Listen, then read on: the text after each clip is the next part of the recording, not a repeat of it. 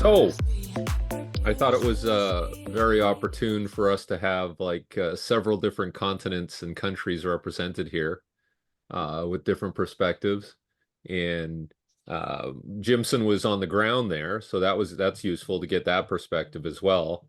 And Mike's going to give us an analysis of breakdancing for the Australian crew and see what happened there. But I thought it would be very useful to go over what happened. I think it was I would say it was a pretty exciting event, like for me, especially compared to what happened with Tokyo and COVID. And it was a little bit of a downer. So seeing that crowd there and hearing the excitement in the stadium was pretty impressive. So I want to start, I don't know what the best way to do this was, but maybe it would be like, let's go through the sprint events first and get your opinion. Maybe the men's and women's 100. Let's start with the men's 100 meters. I know Ryan and I had talked a bit about what we thought was going to happen, and it sort of did, but not quite exactly as we thought. But Jimson, what did you see? Well, I think the first thing we need to address, since I was there in the stadium, was the repechage, right? Yes. 200, 400, 4 hurdles, and 110 hurdles all have this repechage. And since I was there, I think for those in the stadium, if you're looking for action-packed racing, if you want to see one-on-one racing, thrilling finishes, people diving for lines, if you want to see athletes run twice and not go to the games and run once and go home, I think the repechage absolutely perfect. It was wonderful for the athletes who ran twice and people who, like me, in the stands in the morning sessions, was all repechage. It was fun to watch racing that mattered for like 6 people. For the athletes who were meant to be in the final, it was useless. It did no one made out of 281 athletes who ran repechage, only 2 made the final, in which one of them jogged the first heats. Freddie Crittenden jogged the 100-meter 10 hurdles. So only 2 out of 281 made the final. So that's my opinion on repechage. Anybody else want to chime in on that? Well, it was interesting because one of the Canadians, I think, actually ran a PB in the repechage. I think the female 200-meter runner. So it does give them another opportunity to have a nice meet, I guess. And I noticed some people didn't even run the repechage. They're like, I'm done with this. Yeah. So yeah, there were three guys in the 400 who 3 heats in the 400 and only 1 advance. So you just got to beat 2 guys, right? But it makes it like, here's my thought. The 100 meters. 200 meters was the day after the 100. There was no rest. And I think for the women's 100 who won, I think knowing the repechage, how it works, she should have just jogged the first round 200s, like literally jog it in 30 seconds in sweats and trainers. And no, because and the next day she would run a repechage and she knows she's going to win that round, right? That's the one way to doing it, right? you I could have don't know. ran tempo, is Yeah, I what would you're do a saying. tempo run on your first round, and you That's have to ballsy. finish.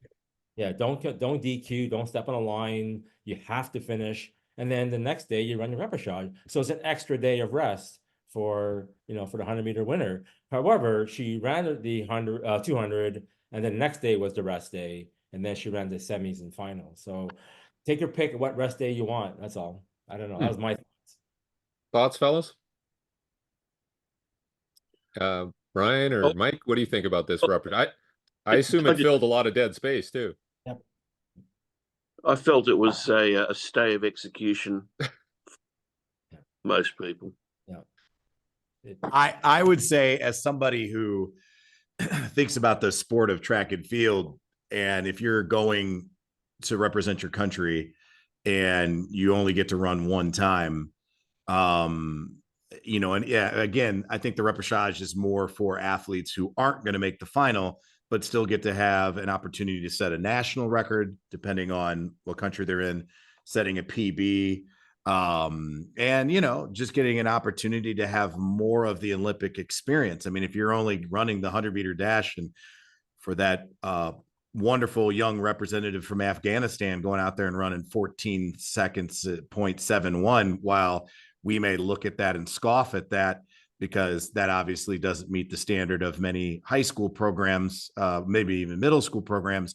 The idea is about having this Olympic experience, right? And maybe having a chance to, spread the energy of the Olympic movement and give a lot of people opportunities to participate, and maybe they inspire someone else, and having an extra chance to compete, to me, is great. Now, interestingly enough, though, like Jimson said, there's probably going to be some discussion on giving a fair and concerted effort rule, where something like what Freddie did, which was actually genius because it worked out pretty well for him. I mean, he didn't medal, but he made the final and still ran really well, that they're probably going to say, hey, you've got to show some sort of concerted effort. And again, I don't know how they judge that, but heck, they, do synchronized swimming, which is now artistic swimming, and they judge that. And, they judge, 1/100th of a point difference in a floor routine in gymnastics. So I imagine track and field could do something similar. And I think that it also did. It filled up the meet, that there's action going on in between some finals, maybe in the field event, and made for some better viewing for what I would imagine is the people in the stands, especially if they have a family member or a friend or a country that they feel really strongly about who are competing. Yeah, because if you've been to a sporting event live, there's a lot of dead time. Like you go to an NFL game at Arrowhead, like I'm sitting there and you're like, oh, geez, I guess, is this a TV timeout? Why are they waiting so long? It's quite boring. So I assume, Jimson, if you're at a meet, Yeah. if they just have continuous activity, it makes it a lot more engaging. Yeah, it did fill the dead time, and there were some morning rounds for field events. But by the time noon came and the repechage was the only event happening with 5 minutes between races, they were literally playing karaoke music Yeah. in between songs, because there was nothing else going on other than the 200 repechage at 12:30. So, yeah, did it work? Yeah, for the athletes run twice, great. But if you're looking for the best runners for the final, it's not the way to go. But Is it going to continue to LA, or is it just a French thing? Because I mean, the literal translation was to fish again. it's a World Athletics rule, so I think it's Okay. gonna happen. But they might make a modification. Maybe they have everybody but 5 people, or everyone but 4. Right, this way you prevent the critinins and people. But they're always tweaking the rules. Let's wait till LA, which is going to come in less than 4 years' time. So it'll be here before you know it. Nice, nice. Okay, so what about the actual 100 meters? What did you think about that? Did it kind of work out the way you thought, Jimson? I'll start first. Yeah, I think um, you know the 3 things you need for the 100, right, or any sprint event. One, you need supreme confidence that you're going to win. You need that head game. We've seen that with Noah. We've seen that with Asafa. We've seen that with a lot of people. You need the headspace. 2, you have to practice your dips. You have to dip for the line, right? 110 hurlers have it easier because they know after the last hurdle, it's a certain number of steps and they can dip. So, Lee Evans always said it right. You have to practice dipping, and you dip, dip, dip, lean, and you just got to practice that. And that's where Kishane, lost his race, right? Had he would have leaned properly.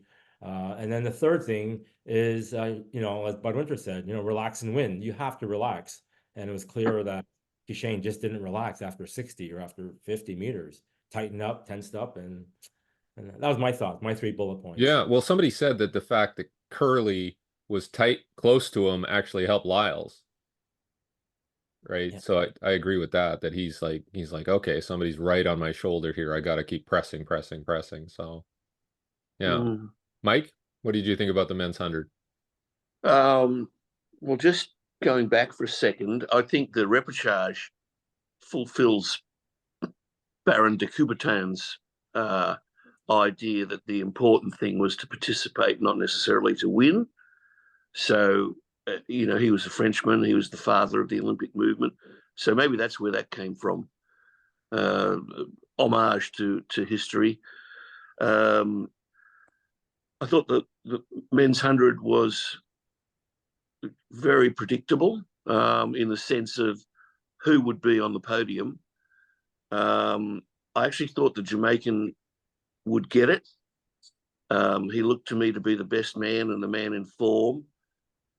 But credit to Noah Lyles, and incredibly tight race. Like both guys, what was it, 5/1000th of a second between Lyles and Kashane Thompson. Both ran 9:79, which incidentally is, as you all know, the time that Ben Johnson was celebrated or crucified for running way back in 1988.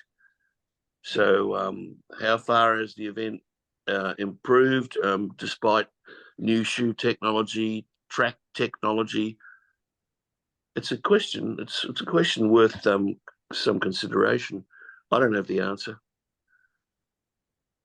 Ryan? Yeah, it is. I think the shoes do matter. I think that if you look at the United States and you look at youth track and field, and knowing the number of, let's say, male athletes, since we're talking about the men's 100 that are out there, I think the shoes have kind of closed the gap, or maybe talent is no longer nearly as deep. Obviously the top folks that we have out there are doing some amazing things. And Banta, people are probably saying to me like, what, come on, man, there's so many people running faster times than ever. And I would agree. And I think there's a number of reasons for that.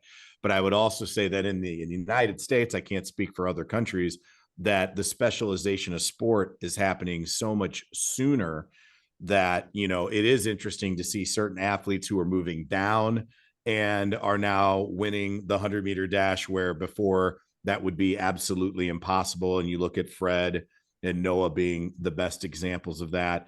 And, Jamaica has had a dominance now for quite a while, until probably this Olympics, and that's one of the things we could probably talk about. We probably get in trouble with some Jamaican audiences, but if I was Team Jamaica, I would probably be pretty disappointed this year. I agree with Jimson. We got to practice our dips. I also think that it was a kiss of death for Kashane when Otto Bolin said, yeah, he reminds me a lot of Asafa Powell. And I'm like, oh my God, if that was an invitational meet on the Diamond League, that's the best compliment in the world. But if that's an Olympic final or a world championship, oh no. And almost to form, that ended up being the deal, and Noah Lyles goes and wins his gold in the 100-meter dash, which again, many people didn't expect him to be able to do and thought was a mistake. And now maybe if we look at the 200 performance and fatigue and illness, maybe it was, that's for armchair quarterbacks, I guess, to talk about.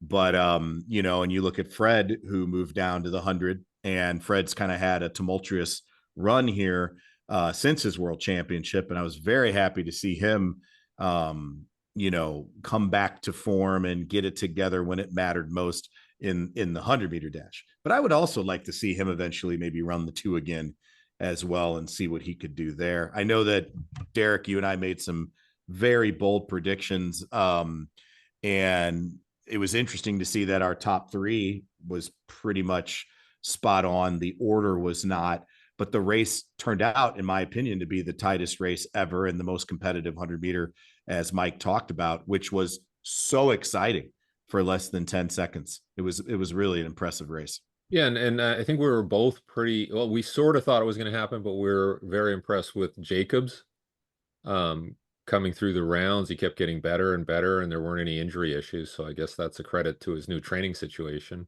What do you think, Jimson? Yeah, I think it was just good to see, like I said, not just one world record, but, top 8 all breaking 10 seconds. It was great to see. Was also sad to see a lot of my favorites not make it to the finals, right? I mean, you run 9:99 and you watch the finals in the stands. So I think the level of depth has really improved over the last 3 years since Tokyo. Whether it's the shoes, whether it's the track, I don't know, combination of all, but I just think it was good to really see the improvement of a lot of athletes, and not just the Americans, but worldwide.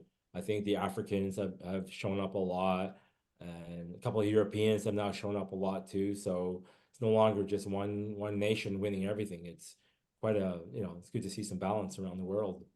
What did you guys think of the women's 100 meters? Well, I was there in the stands, and it was pouring rain, and I mean pouring. It was buckets, and yeah, I think after the race and after a couple of days, I said, there's a big common denominator about all these athletes, and all of them are American trained, right? Hinchcliffe, Julian, the Irish 400-meter runner, so on and so forth. There were so many athletes that came from the American system, college system, that weren't American. So that's another thing to point out. And then on a separate WhatsApp group, we were chatting, well, why is it? It's not just that. It's because you have better weather, better facilities, better coaching, better opportunities, more races. There's a lot of reasons why, the Americas, the United States is a great place, but it's not just because it's NCAA. There's a lot of factors. And now how do we replicate that factor? And I know for like Holland, with Laurent Moulay and his team, they go to a lot of warm weather camps. Right? They go to South Africa a lot. They Mm. race a lot too. But even Charlie, I mean, his group, they used to always go do warm weather camps. They would load a van and drive to Florida from Toronto. Right? They leave at 4 p.m. one day and they arrive at 6 p.m. the next day, and they would drive straight to Toronto to Florida in a van, 12 people in the van, and yeah, you need the warm weather, you need the camaraderie, you need the support system. That's my thoughts. And a bit of high. Sorry, but certainly the NIL situation is where money's involved through the NCAA is going to attract even more internationals, I would assume. Well, especially with the additional scholarships, you have a little bit of, so they've limited that, right? So you get 45 athletes. So a Big Ten school is actually going to have to cut people, because a lot of those Big Ten schools have more than 45 athletes on their roster. And then like, what does that mean? That means at the beginning of the year, you have to say, these are my 45 and you can't adjust because you've got indoor track, you've got cross country, you've got outdoor track. Does that number shift? Are you allowed to use your scholarships for cross country and cross country only? And I know some of these things have been settled, but I think there's further discussion that's going to come from that. And the reason why I share that is there are some schools that maybe don't have a major football program that do want to go all in on track and field, and now they can. And then how do you fill out a roster that used to maybe only have 20 athletes and now you can give scholarships to 45? Well, I'm going to go find a athlete overseas or from the Caribbean who's already what I would say a much more finished product, because I'm going to be chasing points. I'm not going to roll the dice on the third place finisher of the South Carolina State Championship, and I think that's only going to further the depth and success of foreign athletes, which I'm all for. I want our sport to be international because that's better for our sport in general. You have more participation, different body styles, shapes, cultures, and all that represented. And it gives us a better chance to see world records go down and elite performances. And, the more interest you get worldwide in a sport, the better that the athletes everywhere have of making money. And not just through NILs, but it's wild because Hansen talked about, is it really great to get out of college and become a professional track and field athlete? Well, now we're really going to test that, because many of these athletes with NILs might be able to make way more money than they would make with a watch deal or a shoe contract.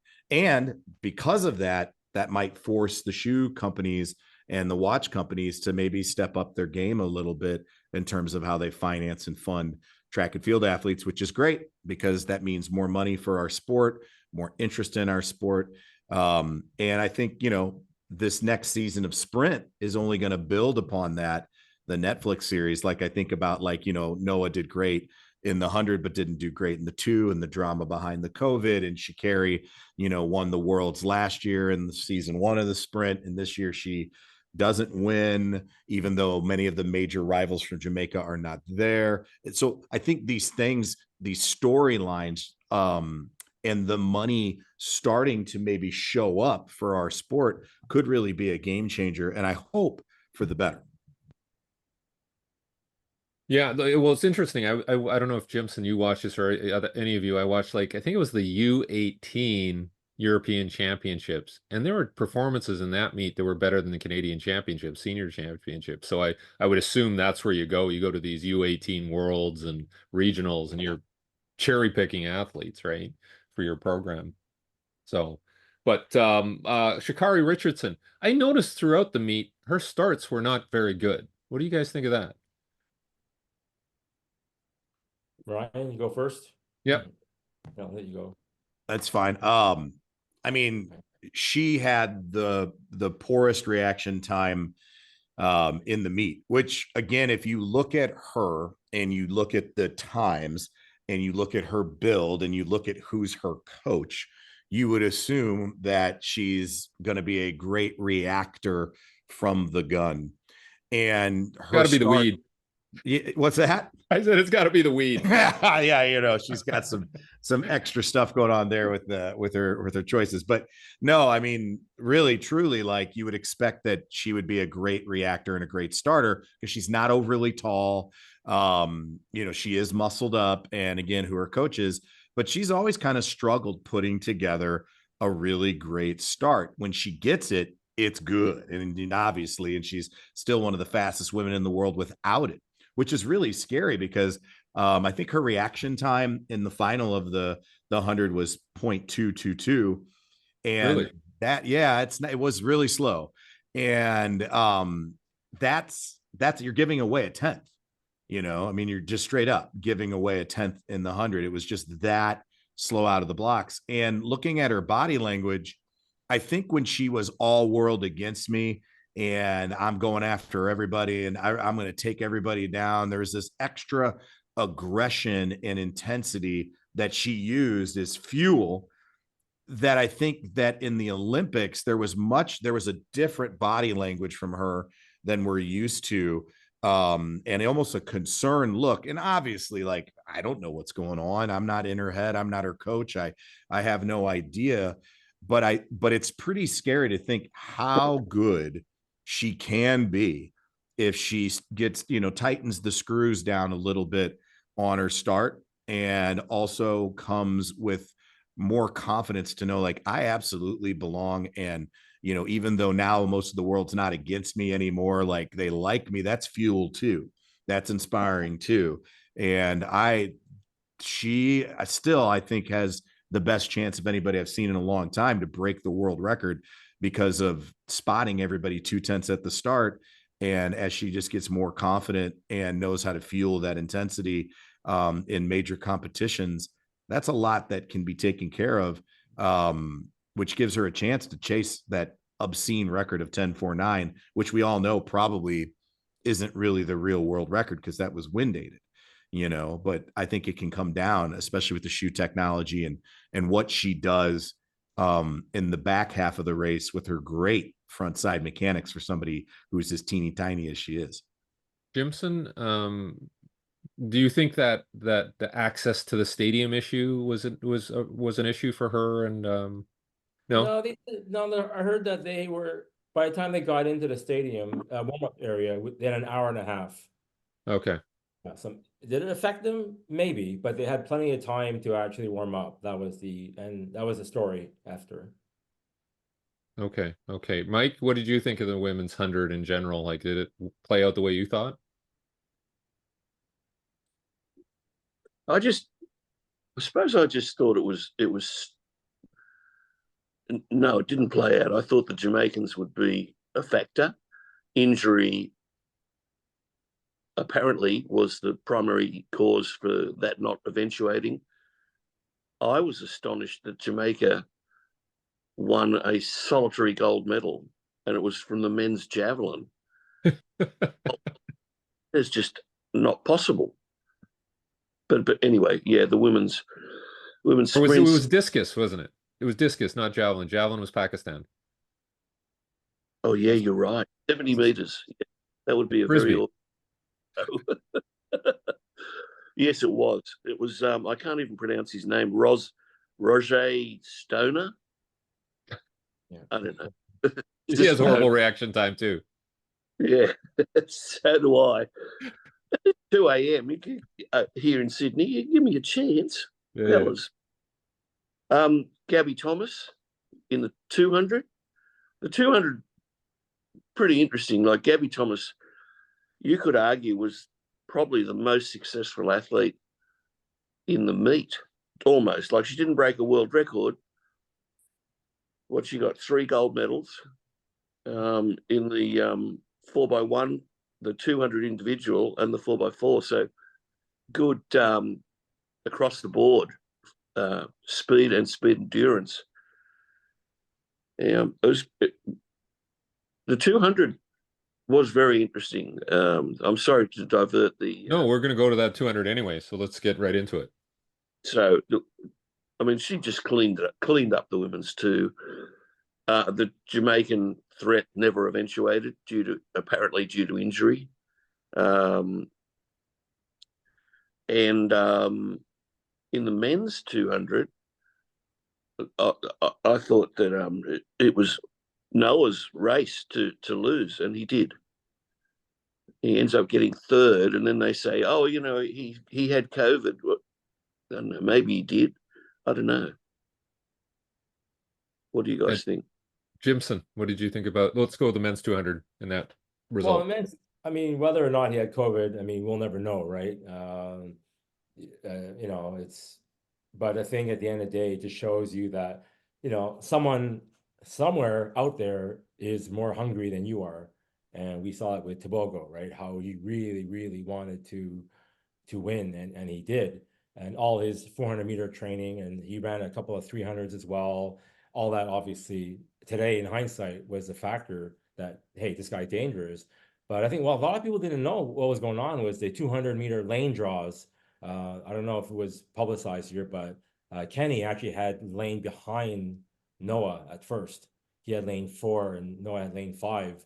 And there was a protest going on, and then they had to, Wow. you know, yeah.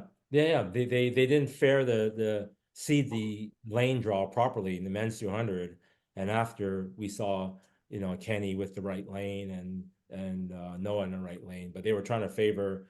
They weren't playing favors to Kenny, that's for sure. And at the end, he won his silver medal. So, yeah, I thought the race was okay. I think the hype of Noah to win again was huge. Coming out of the stadium, like the 100, you know, like he was ready to win. I was like, okay, he's gonna win again because he's coming out super confident he's gonna win, and then he didn't win, and then I saw him, you know, collapse and everything. But a bit anticlimactical. But I think at the end of the day, you got to give Tobago his glory, right? He ran a good race. He slowed down a bit too of all races. And yeah, I think, and of course, moving ahead to 4x4 later, we'll see that, you know, this guy is something to be reckoned with. Ryan, your thoughts on 200 men's? Record? Yeah, I think that if I'm a betting man, I do believe that Noah Lyles had COVID. I was told he had COVID before a lot of people obviously were made aware post race. If you pay attention to the semifinals, he was masked up. I don't know that Noah, being Noah, would do that unless he was kind of mandated or told to do that. It is interesting, and not to be political, but how far away we are from Tokyo 2021, where that would have been a nightmare scenario to have an athlete running around and breathing on people when they could be potentially affected by COVID, and spreading it out to all those judges that, you know, look much older than the gentleman I have on my screen here with me, and the risk that it would have been. So I think he did have it, and I do think it would affect his performance. I think, but to take away from the shine of Tobago is a problem for me, because if you look at, he was in the 100, he was in the 200, he was in the 4x4. Did he also run on the 4x1, or did he? No, but he ran the 4x4 heats as well. Yeah.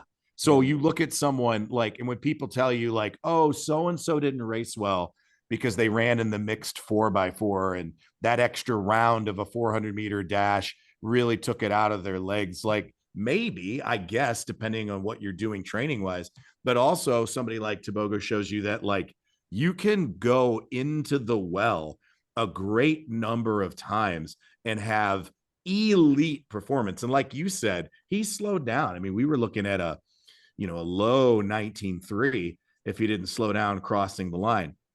I think the other thing too is while rivalries are good for sport and the chatter on social media is good for people like us who like to see the spicy comments or the rivalries and things like that. One of the interesting things I would say is a lot of that didn't play out so well for those people who were kind of involved in that.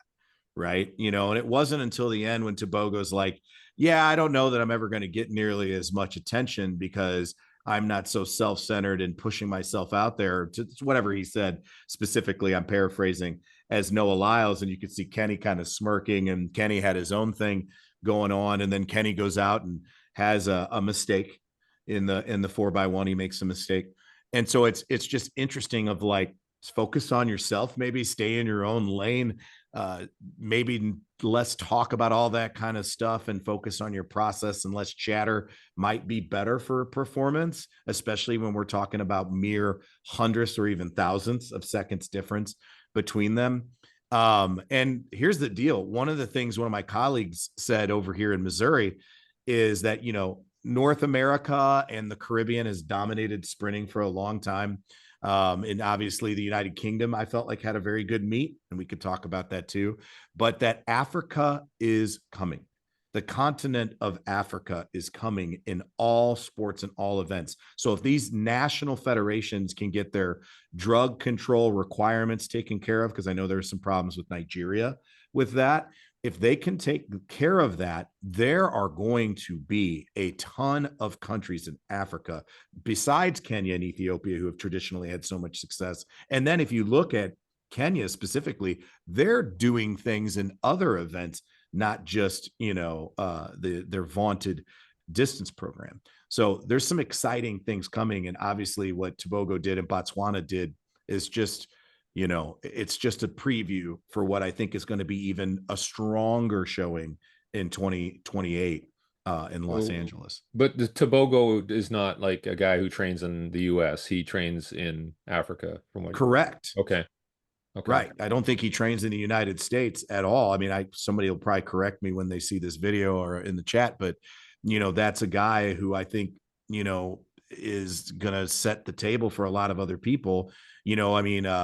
Wade Van Niekerk, right, started training in the United States, he's had obviously injuries and all sorts of stuff. But, when he was training in South Africa, he had some pretty good success. So I think we've seen some of that stuff, but I think just the continent of Africa and the national organizations, and as that stuff hopefully gets even better and better and better, we're going to see those countries start to really do some impressive things in the Olympics. In the United States and Jamaica and some of the countries who've done really well, we gotta keep working, and we got to keep finding talented folks and put them in good spots, which we could talk about how, it was interesting how in some of the technical events, the United States did really well in some genders, and then the other gender, it was the opposite. So, what's going on there? It's intriguing for sure. Mike, what's going on with the 100 and 200 in Australia? Is there some development happening there, or is there a bit of a void? Well, from my point of view, I've been waiting for an Aboriginal coach to emerge, and now we finally have one, apparently, who up in Queensland, and he has had 3 people. He had the young girl Lewis, who's really promising. She's run 11:1 electric for a national record for the Open 100. She's still only 19, and he's got another Aboriginal boy who's killed it. Who's running really well, and his training partner, that fella's training partner, made up half the Australian 4x1 team that missed the final by 500ths of a second in the 4x1 relay. So things are coming through in that area, and there are other coaches around as well doing well. I think things are improving, definitely improving. When not Matt Shervington, good grief. Sorry, too early in the morning for me, mate. My head is gone. Some of the people you thought would be walk-up starts couldn't even make the 4x1 relay in the final count. So I think the coaching has improved, and there's numbers of people who are contesting for national titles now, not just one standout favourite. So I think that's healthy. Good. Well, I'm looking forward to seeing what happens there, because we talked about Africa, North America, Europe, right? I'm hoping Australia can start to field some top athletes in the 1 and the 2. I'd love to see it. Yeah. 400 meters. Jimson, you start 400 meters. Let's cover both men and women here. What did you see? Well, the women's, you got 3 women under 49, all 8 runners under 50. And then for the men's, 5 of them went under 44. I mean, those are unheard of numbers that I never thought I'd see. It's not one individual that blows everybody away. It's a whole range of athletes. So that's good to see the depth of that event taking place. For the women's, I think no surprise. I think we kind of knew the order based on, diamond leagues, and, obviously, we're all rooting for our own country. I know Ireland was really rooting for, for their athlete, and the Dutch were rooting for, Lika. But at the end of the day, it was just wonderful competition. And I think maybe we can see that 47.60 record go down in the next, 4 years, maybe. So I thought that was good. Yeah, maybe. I don't know, depends. But no, I thought that was a great race, and like I said, nothing, nothing out of the ordinary. Again, repechage did affect those who could make the final. So if you were, top, was it top 16? If you were top 16 after the first round, you were fine. The other 6, no, top 18 make it, and then 6 are repechage. So those 18 athletes were fresh, had a day off, and they were fine. For the men's, I think, because I'm, in England now, obviously I was rooting for, Matthew Hudson-Smith, and to lose a race at the very last minute, I think he didn't even see him come out of nowhere. And to lose that much after running fantastic over, over 4 days was good to see. But I think the secret, and we talked about this in our Altus group, the secret to 400 is you don't overcook the first round.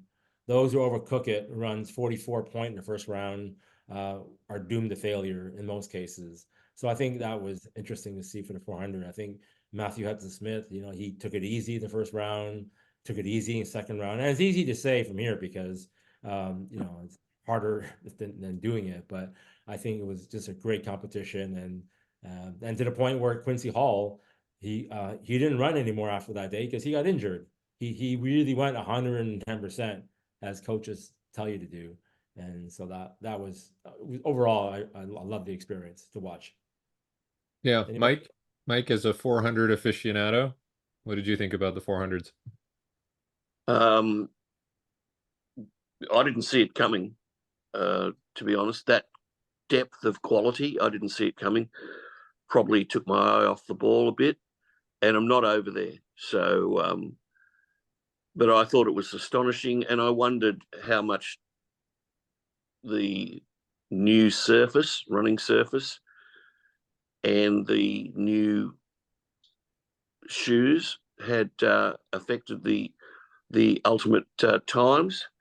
But great to see. Phenomenal performances, just phenomenal. That event has just lit up like a Roman candle, or a French candle. So it'd be really interesting to see how the 400 evolves in the next 3 or 4 years. Ryan? Well, first of all, Quincy Hall's a Missourian, and the boys team. I don't coach the boys team here at Central High, but our boys team was winning the 4x4 Quincy's senior year, and then Quincy got the baton. He's always been an extraordinarily special talent, and always kind of had this like rawness which is really fun. Like it's not polished. It's like, and how he won that 400 with that idea of like, hey, what are you doing in the first 200? Well, that looks a little different than you ran the semifinal. In the semifinal, he had like almost 120 meters where he was just kind of cruising and chilling because he had run that race so differently in the semifinal than in the final, where he didn't get out as hard. And maybe that's because he was feeling something or carrying something that he wasn't so sure about. And then with 120 to 150 meters, he's like, let's just go run this thing down and let's see what I can do. And to have him lean at the end and, with his grill smiling, he's got the gold in the mouth and he's doing this snow angel on the track and he's wearing boxer shorts under his speed suit. I mean, it's so American. It's hilarious, and he's a great guy and comes from that high school that he came from was a great high school track and field program. So there's a lot of tradition there. And of course, he's got all cross country coaches just doing the hand thing, as they're excited because he talked about how he did cross country and he believes that's what gave him strength in the 400. And, a bunch of these people in America that are all about minimalist are like, oh no, now all these coaches are going to go out there and, get their 400-meter guys and ruin them by having them do cross country or whatever. So I thought that was kind of interesting. I would tell you that I believe that all things being equal, Quincy runs that first 200 a little bit better.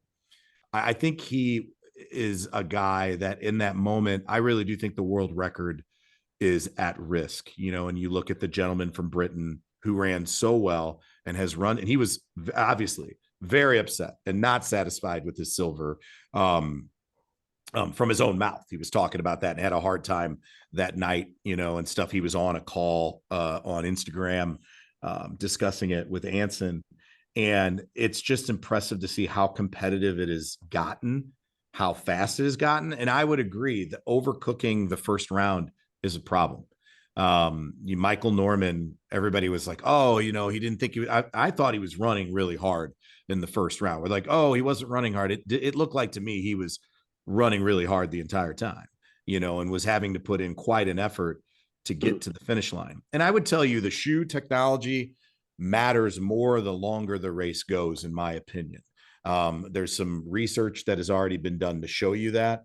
And so when we look at like the 800, which we could talk about, and like the time that didn't even get a medal would have won all but one Olympics, just shares with the surface, the technology, the training has improved worldwide. And I think the world record in the 400, given good circumstances and a lot of money, it's going down, and it should be taken out here in the next 2 years or so if we get the right conditions again. Yeah, Jimson, you have a new pair of the Nikes, right? The shoes, the super shoes, whatever they call them.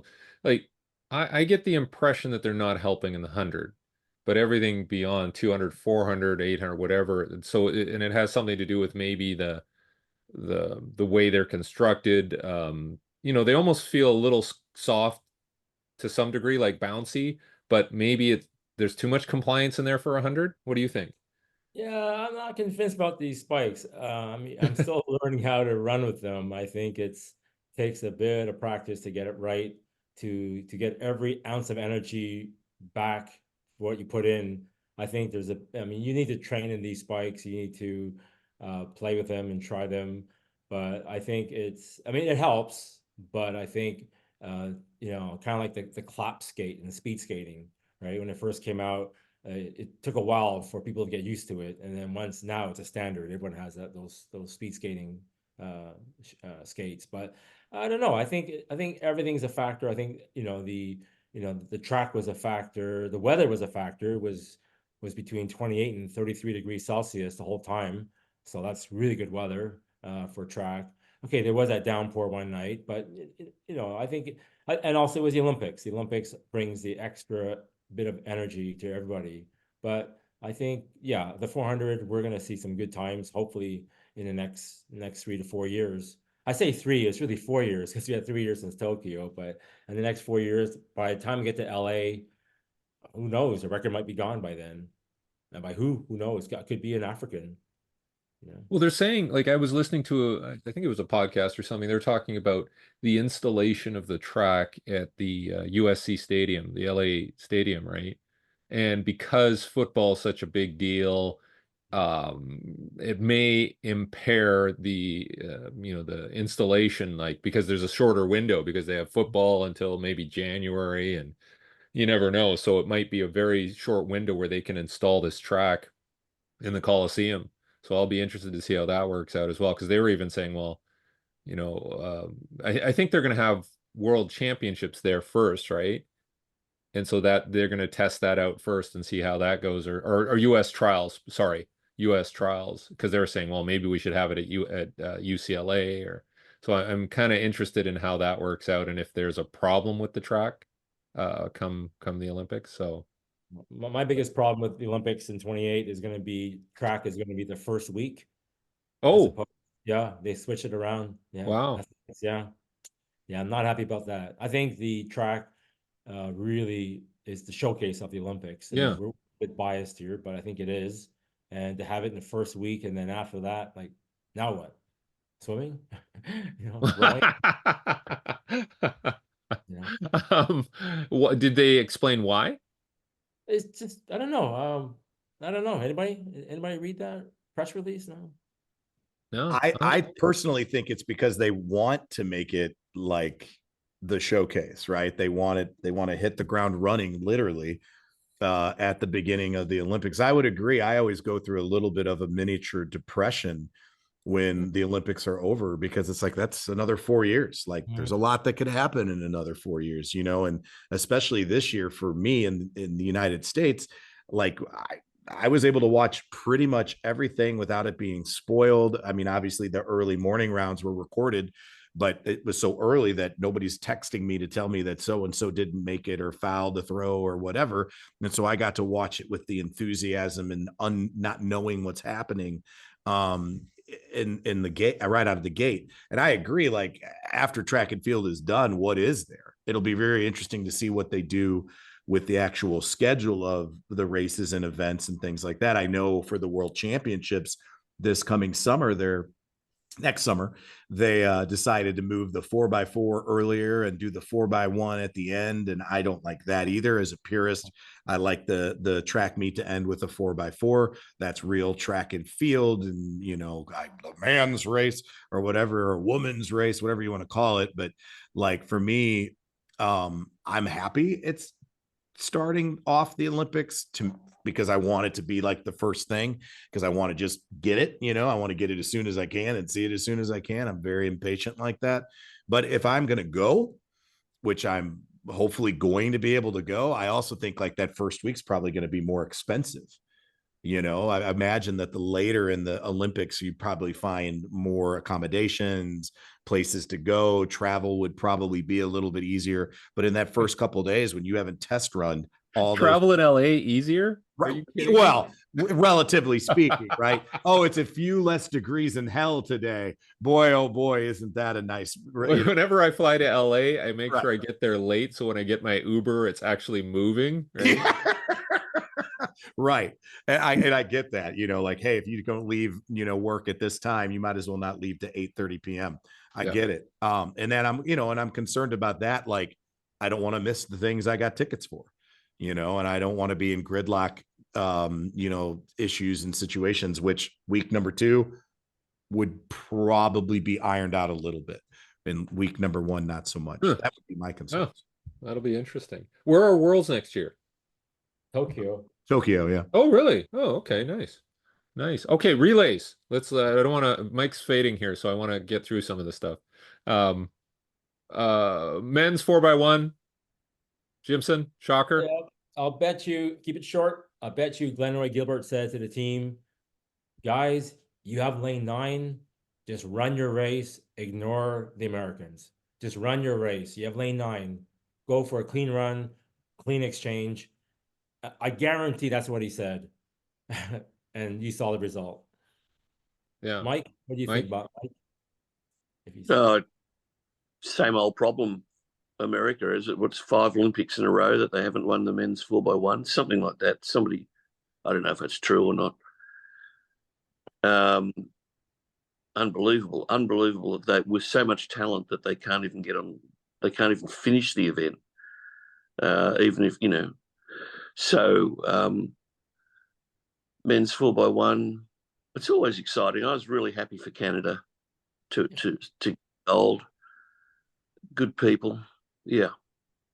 Good program. You know, Glenroy runs a good program, and obviously, you know, these guys has done it 3 times now. They won a bronze 8 years ago. They won a silver 4 years ago, 3 years ago. So the program works, but you know, Canada is blessed to have 4, you know, really good guys. It's the same order too, and they don't muck around with the order and substitutions. You know, they could easily add another guy for to get a medal because of relationships. But at the end, they said, no, 4 guys. That's it. Same order each time. Ryan, the U.S. debacle, Kung Fu Kenny taking off early. What happened? Well, you know, in Missouri, we have the 4x2, 4x4, 4x8, and 4x1. And I'm supposed to be a knowledgeable sprint guy, right? But rarely do I run a 4x1 if I can run the 4x2, 4x4, and 4x8, not with the same people, because handoffs, catching lightning in a bottle. And what people oftentimes that are armchair quarterbacks don't quite understand is that, you know, it's like trying to hit a bullet with a bullet. And so there is that problem. And so when there's not anything that resembles a camp, there's not anything that resembles real practice, and it's more about suits and shoe companies and boardrooms, that becomes a problem. And the fact that we're not willing to hard line commit to a system. And what I mean by a system is, hey, if you're not one of the 3 guys that make it on the Olympic team, and you're the next 3 guys or 4 guys after that, you're now our 4x1. And we will reserve the right for the best finisher in the American Olympics, or what American Olympic team, sorry. They'll be able to run anchor if they want to. But that's it, because then they're not having to do 2 things, and we don't have to change the other 3 legs. We don't care who that person is. We don't care what company they have, what shoe company they have. This is going to be the order, and we reserve the right for 1 athlete. Because if you look at the prelim team was vastly ahead of everybody else. In fact, Heat 2, none of those teams would have qualified to the final in Heat 2 if it was based on time, to my recollection, because that first heat was so much faster. And we ran that time without Kenny, you know, being on the team, or Noah Lyles, because America has a lot of fast guys. So athlete number 4, 5, 6, and 7, they can get it done. You know, I'm very happy for Canada. DeGrasse, it just keeps getting medals when people think he's not supposed to get medals. I feel like he's a good guy in the sport. You know, and Canada, I mean, they've won so many Olympic medals in the 4x1 almost quietly outside of the Canadian hopefuls and fans. And they're always a contender. And it's, for me as an American, it's very frustrating to see us not be able to get the stick around. But I also think we make it overly complex. So let me give you one technical example. Kung Fu Kenny was he was in a 4-point stance, looking between his legs back at the go mark. And I've told people time and time again that college coaches do that, professional track athletes do that, and we always screw it up in the world championships or Olympics. And I'm like, why? Oh, well, it provides us the best acceleration. And I'm like looking at other guys who are right beside Kung Fu Kenny, and they're not doing that, and they're still getting the stick around, and they're still running within tenths of the winner. You don't have to do that goofy stuff to make yourself look so much cooler and then have a worse performance. I would rather keep it as simple as possible, keep as limited amount of changes as possible once the team has been established, and drill the heck out of that so it becomes smaller mistakes. And then I always tell my athletes, like, if we're going to mess up, I'd rather you run into each other. So like when Fred and Christian ran into each other, they still got the stick around, and they still ran the fastest time in qualifying, right? By a large margin with a horrible handoff, but they messed up close as opposed to mess up far, you know. And these are some things where I don't think people unfairly criticize the USATF coach, whoever it is. And it's like, it's never going to be fair to that coach unless they put in hard and fast rules about these are the people that are going to run. These are the only changes that are going to be allowed. And this is the system we're going to use. And if you would adhere to some of that stuff, we'd have a much better result. Yeah, why you would change position 2 or position 3, like with 2 handoffs, right? Like for each of those athletes, I have no idea why, but if you're going to sub somebody in for position 2, that's pretty risky. Now, for the 4x4 women's, there was some controversy over getting Gabby Thomas in there. I saw the athlete that got subbed out was unhappy. Did you see that, Jimson? Yeah, I saw that. It was Kendall Ellis. Yeah. She was told that she was not going to run. Then they said, you are going to run. She went to the track, warmed up, and then 4 minutes before the call area, the head coach, I assume it's Mike Marsh, said, no, it's no, we're putting Gabby in. I don't know what to say. I mean, like Ryan said, they should just choose a team, 4, 5, 6, 7. That's it. You're on the team.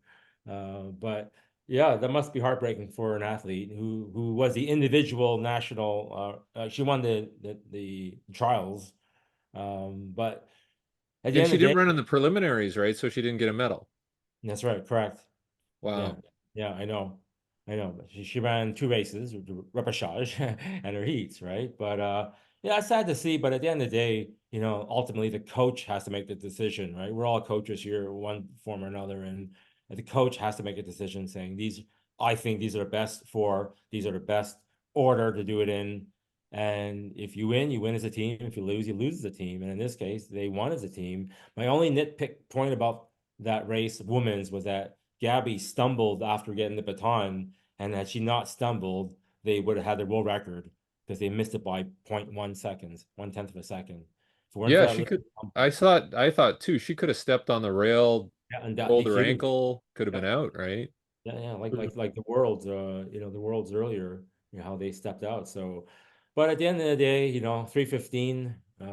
Yeah, I want that world record gone. The women's 1, 2, 4, 8, and the relay. I want them gone. Yeah, I Eventually. found it. I didn't realize it was a Soviet Union record and not an East German record, but yeah, from '88. Wow. That's gotta be. Yeah, Mike probably saw that, right? He was Um, probably there in Seoul, Mike. yeah, yeah, yeah. Yeah, yeah, I saw Flojo lost the anchor. Well, she didn't lose the anchor, but it was just a mission impossible, even for Flojo, who against who was it? Vladikina, the Russian who anchored for the USSR. Anyway, but less comment on that. Possibly legally, the safer we will all be. I am highly dubious of anything that came out of the Soviet Union then, and even possibly to this day, which is why they weren't there. The other was a ridiculous war against poor old bloody Ukraine. So yeah, politics intervenes, eh? Mike, what about Tobogo's last leg? What did you think of that? Do you think, he had it in him to run? What was it, 43.0? Um, I think Tobogo is the guy most likely to break the world 400-meter individual record if he decides to go that way. He could go sub 43. Pretty sure of that. What was he? What did he run? The 200. He ran 1946. It's not like two is shy of the world record of Bolt's world record. Pretty good effort. 1946 with a assisting 0.4. It's not much help.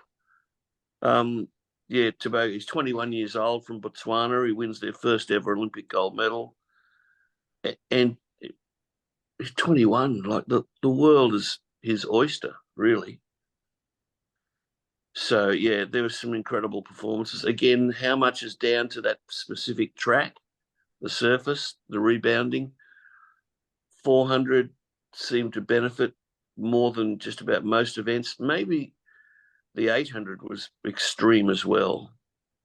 I mean, we had a kid who was a former triathlete who came to the track. He's 19 years old. He ran 1 minute 44.1.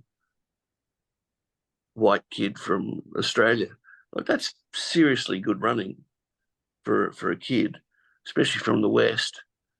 So how much is it down to the surface? Again, I know we've talked about it earlier. I've got a thing about it just stuck in my head. I can't get past what's going on with the technology rather than the coaching. Yep, I agree. Ryan, what did you think of obviously the inclusion of like the mixed relay? Did it impact people's performances by being involved in that mixed 4x4? It seems if you're looking at the Netherlands, you would say yes. Klaver, really disappointing 400 from her in the open four. I actually had her as one of my medalists. I thought she would beat the Polish female athlete, and then the two that went 1-2. I didn't know which one would go 1-2, but I kind of felt like that was going to be the order. She looked like that probably messed her up a little bit. A lot of people, there's much ado about, Femke not running as fast in the finals of the 400 hurdles because she ran one extra race and was at a 47.92 there. And I don't think that's the case. I think Femke's a young person, and that her and Sid have been going back and forth, kind of like, two heavyweight boxers beating up a whole bunch of other people.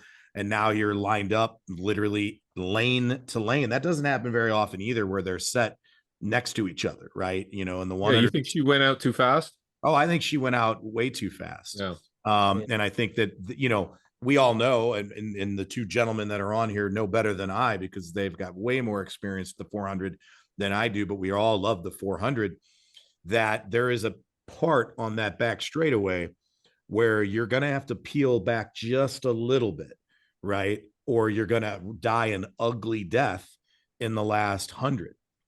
And I think Femke did as well as she could running that first 200 kind of backwards. I love the idea of the mixed 4x4. I think it's cool. Anytime that the guys and girls can get together, I do think it's smart to have it where the order is set, between men and women. I think that was a tweak that was necessary so that we don't have catastrophe.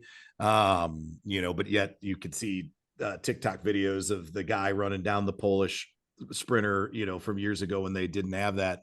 But I like it. I think it's neat. And I think, again, more opportunities for Olympians to get an Olympic experience.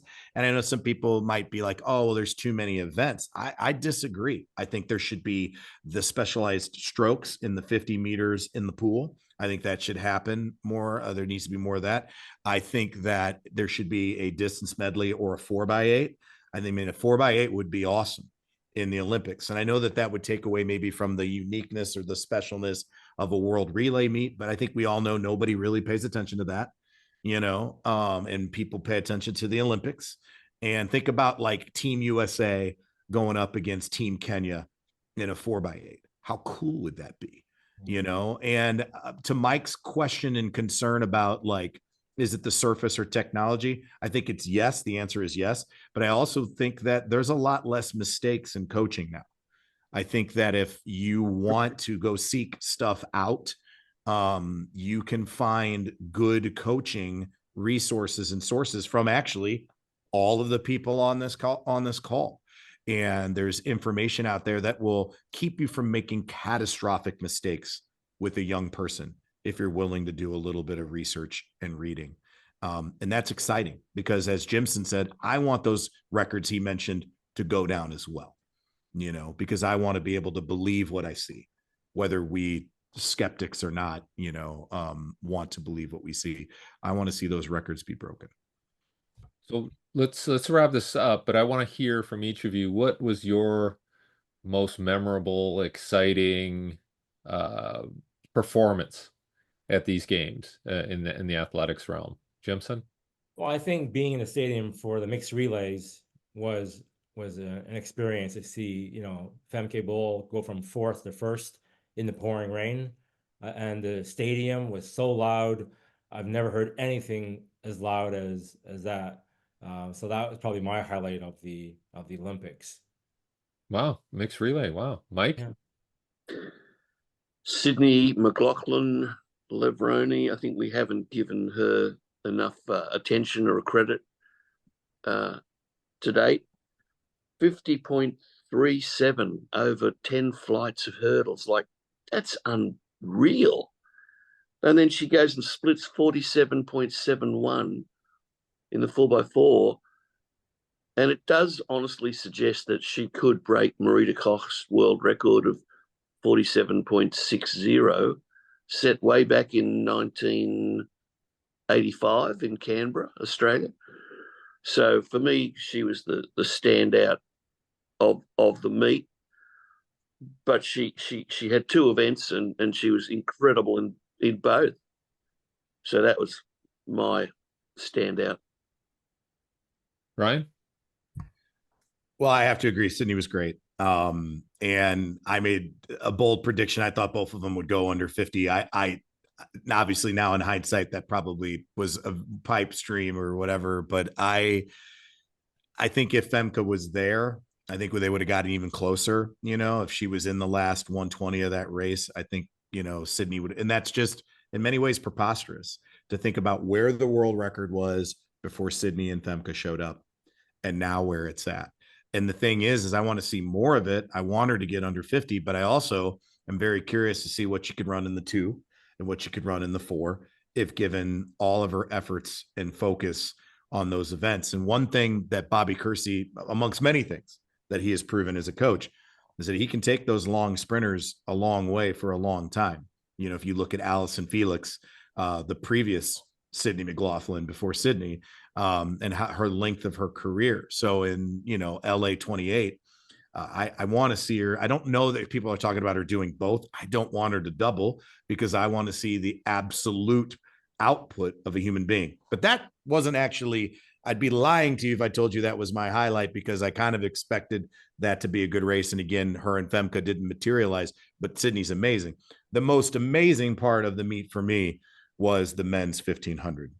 And I'm watching Cole Hawker, who's done this at the US trials and all this kind of stuff. I'm like, well, maybe he could medal if it's like a sit and kick race and it's not really fast. And it's, but no, here, you know, the Norwegian goes out, Jakob goes out and runs something crazy with his terrible tattoos. And he goes out there and just takes off through this race. And there's Kerr going right after him, you know, and there's all this buildup between these two guys talking trash to each other in the rivalries. And lo and behold, again, a guy who's totally out of the picture is still there with 50 meters left. And he makes a move at like 150 and he can't get through. And Jakob is in the way. And I'm screaming, I'm running down the hallway, screaming and yelling in my house. My daughters think something is seriously wrong with me. I'm like about to pass out as I watch Cole and the Goose cross the line 1 and 3 as Americans in the 1500 when we've been told we can't compete in distance racing on the world stage. And the men distance runners were unbelievable. But by far, that was the most exciting. Seeing it happen live, no clue it was going to happen. The most wishful thinking in the world would have not created that scenario, and to have that race come out the way that it did. And Cole is what seems to be, from what I've been told from my friends from Indiana, he's a good guy. And so when a good guy does a good thing, it's a wonderful feeling, and it's great for, you know, all the kids I coach. It's cross country coach and American distance runners and stuff like that. To see that is inspiring, and to do it in a way that you didn't just run 150 with a, you know, 1,000-meter jog in front of it. To do it in a way that, no, Jakob is going to go out there and he's like, let's see who can come get me, like a Steve Prefontaine kind of move. And then, of course, it didn't work out for him, but it certainly worked out for everybody behind him. Many national records and Olympic record and all of that was just unbelievable. One of the most joyous moments I've ever had as a fan of track and field. It's clear that there's nothing wrong with our sport of track and field. It's clear we have a great offering. We just need to market it better and give everyone opportunities. That's my closing comments. When the sprinters compendium guy is going nuts over the 1500, yeah, something's wrong. No, just kidding. Okay, mine was I'm gonna have to say it's got to be Duplantis. Like I'm a field event guy, and I'm just like, wow, like that guy, third attempt, world record. Uh, go hugs his girlfriend, kisses his girlfriend, go sees a family, whatever, does the Turkish shooting thing, whatever. That was Awesome. my highlight, even though the Canadians surprised me in the 4x1. Okay, one last quick thing. Give me one name, each of you, of who from this meet is going to make a big splash in 2028. Who's going to come out of this and be the star in 2028? Jimson? Ooh, tough one. Who's gonna? That's a tough one. I don't know. I don't know. It's gonna be someone new. That's all I know. You think, But yeah, somebody's going to come out of nowhere? somebody's gonna come out and a lot of these names that medaled weren't even around a year ago. So Okay. no, I don't know. That was 3 years ago too. Yeah, yeah. No, I'll pass on that. Okay. Mike? Probably Litsili Tobago in the 2 or the 4, yet to be determined. I kind of hope he runs the 4 because I'd really like to see what he could do, fully peaked up. Ryan? I think Femke Bol is going to have a lot of motivation to right what didn't go well for her in her individual events. Last time when she was on there and she's like, I want my revenge, and after her race, this time around, where she's like, look, very honest and very candid. I don't mind getting beat as long as I give you my best race. But I didn't give you my best race. And it wasn't this like, oh no, I don't know what happened. Oh, woe is me. It's more like, I'm very angry at what I just did. And I'm going to go out there and I'm going to go handle business over the next 4 years. So I think that, with her stardom in Europe and the Netherlands being such a sports crazy country, obviously Sydney, obviously Tobago, but if I had to pick somebody else that hasn't been mentioned for that thing, I think that she's probably, the next one. And then let's talk about, we didn't mention him because he didn't do very well in his 4x4, but the other Quincy, the other Quincy ran 44:10 as a high schooler. I mean, the kid's going back to school like in a week, and it's like, what did you do this summer? Well, I just won a gold medal in the Olympics, and I'm not even a junior or whatever in high school.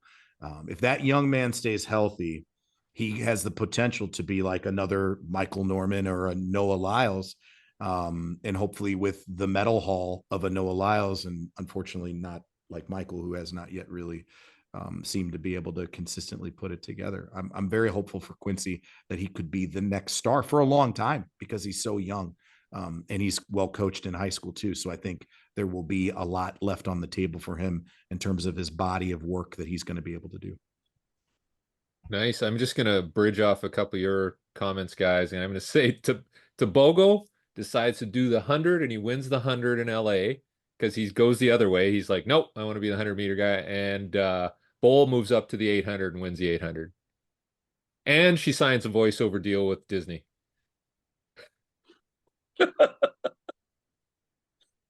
Excellent. Awesome. Well, thanks for joining me, guys. Your knowledge is appreciated, and maybe we can jump on for the next World Championships in Tokyo and do some predictions and some debriefs again. Thank you. Sounds good, guys. We'll see you soon. See you online. Thanks. Take care. Thanks, Mike. Thank you.